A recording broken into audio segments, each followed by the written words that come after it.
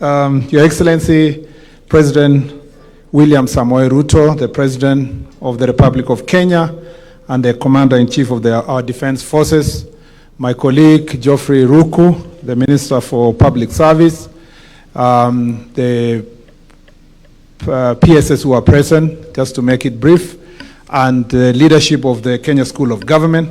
Your Excellency, and all the graduates, good afternoon. Good afternoon once again. You look very beautiful. Yeah? You look very nice, by the way. They just need to adjust some of the kofias so that it doesn't cover your faces. Your Excellency, here, I just want to read the representation. Apart from the Ngao officers who are here, we have the CEO of IPOA and one of the commissioners present here.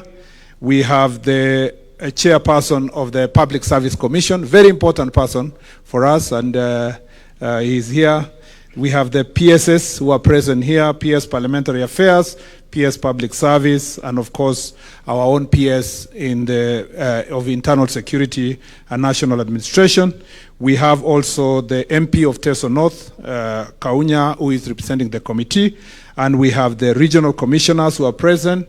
We also have our IG, Your Excellency. The IG is here. And Your Excellency, it's important the IG be here because we want the IG to replicate this kind of training in the National Police Service the way it's being done in the administration side.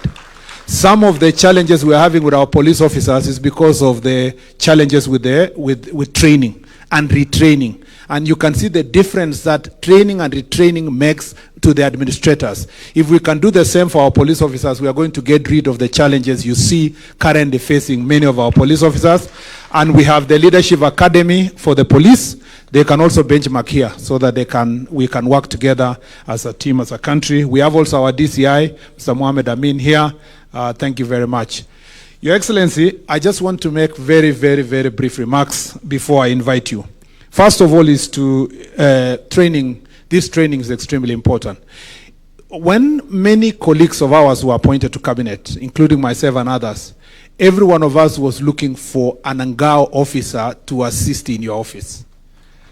Everywhere in the country, even in the private sector, many people understand how the training in public service, particularly among the Ngao, goes. They actually headhunt Ngao officers. And let me say this, Your Excellency, to train somebody, there is no other place where people get better experience than serving as national government administration officers. Because in one day you are in Elwak, the next day you are in Kibish, and then you are in Homa Bay. Then you go back to Taita Taveta. These people understand the country like in the back of their hands, Your Excellency. And if you are looking for any person to assign them responsibility, they understand what is government, they understand what is patriotism. Not just a question of loyalty to individual, but this the most patriotic lot. For my short period I've worked with Ngao officers, I've never met more patriotic citizens like all these national government administrators. And therefore, it is important to note that the reason why they are where they are is because of this consistent training. Your Excellency, we continue asking your support to ensure that all our Ngao officers get the necessary training. As we speak, we have been holding what we call Jukwaa la Usalama meetings, and many of these things have been coming out. And Your Excellency, we know that there are about 300 Ngao officers, ACCs, who are yet to be trained. And this training is very important. I request you, Your Excellency, and I want to confirm to the chairman of this school that we own nothing. We are the ministry actually that owes nothing to this school.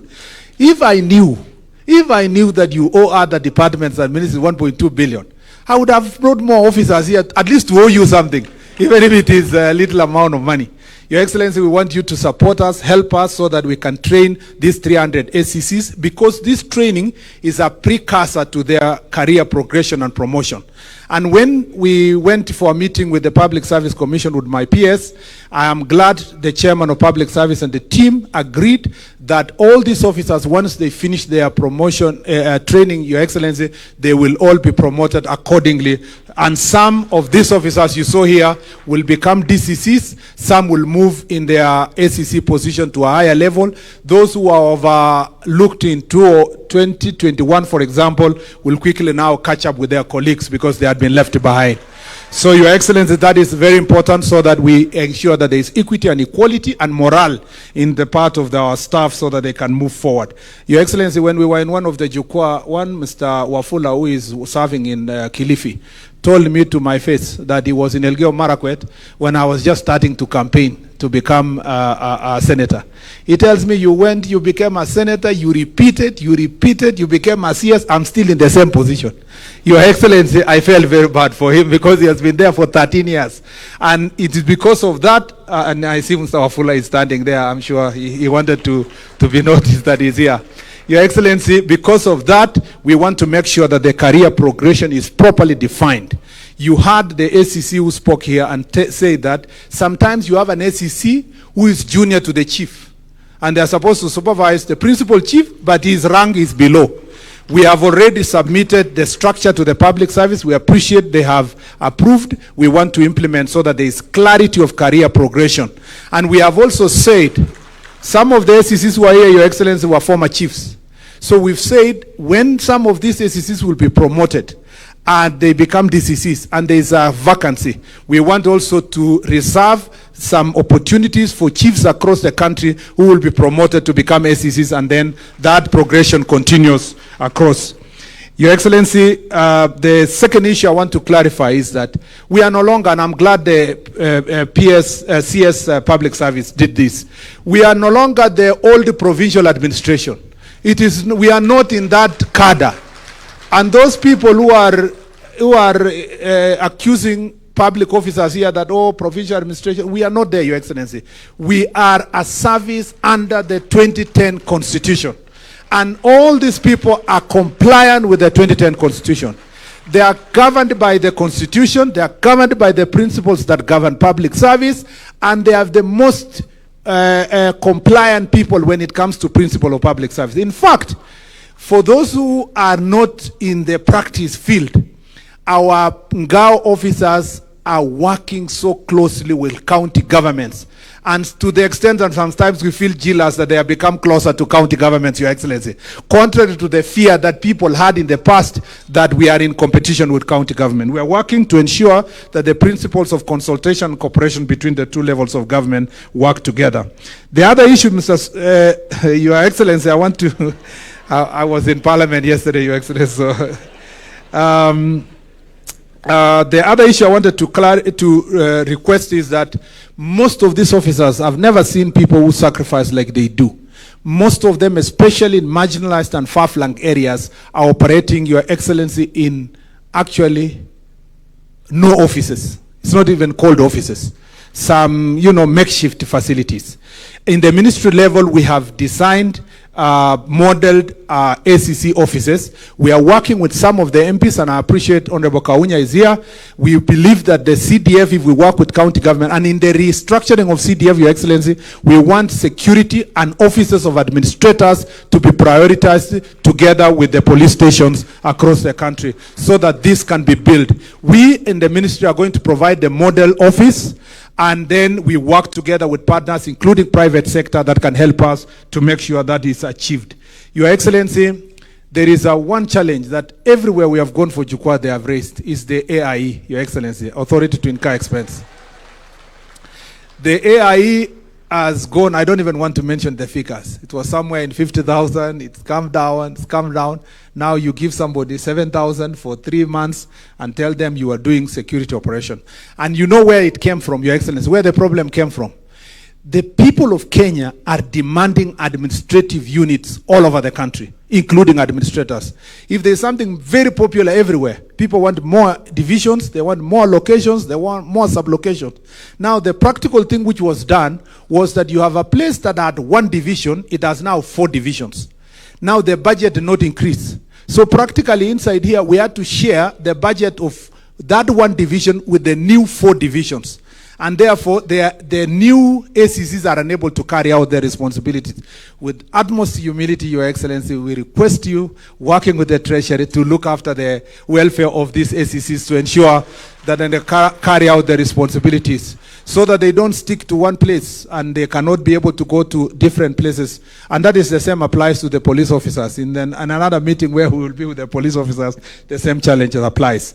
Thank you, Your Excellency. You've given direction on mobility. The Treasury is working on procurement of vehicles that will be used majorly by the police officers, but some part of it is going to be used by a smaller amount will be used by the Ngao officers. We pray that this process is really expedited, and we believe that it will solve the problem of mobility so that our ACCs are not requesting for border as they are going for their services on the ground. Your Excellency, on the legal reform, we have, as you directed, we have provided regulations on how to establish new administrative units. I have already signed them to the Attorney General for final drafting. It will come to the Cabinet and then we take it to Parliament, Your Excellency. We have also worked on the regulations that will recognize village elders. We are finalizing them, a policy framework that will also be taken to Parliament for approval. And lastly, Your Excellency, is that we believe once we are done with the ACCs, the 300, we embark on the assistant chiefs and the chiefs. Most of them have no training at all.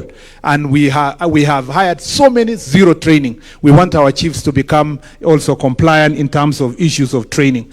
And on the security side, Your Excellency, there is a misunderstanding by many people why we have National Government Administration Police Unit. It is not the old way where an administrator will direct a police officer what to do. No.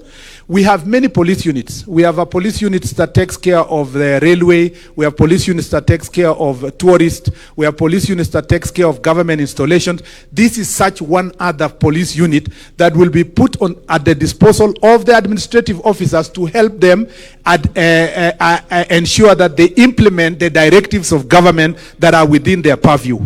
And in some instances, Your Excellency, it is necessary that we have officers that are going to protect administrative officers, especially in the border areas and security risk areas.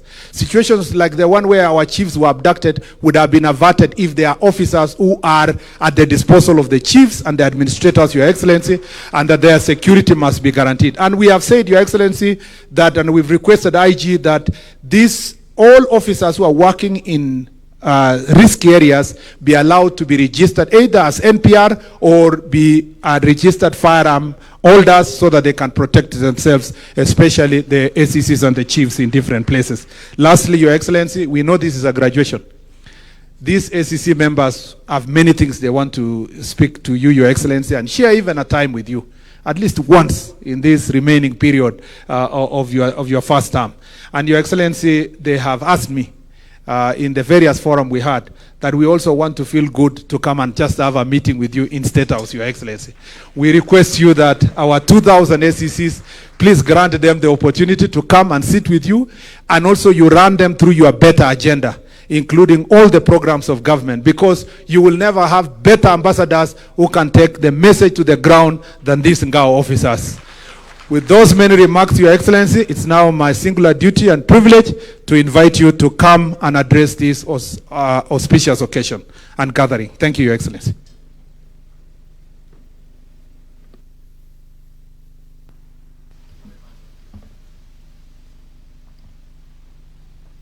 Thank you.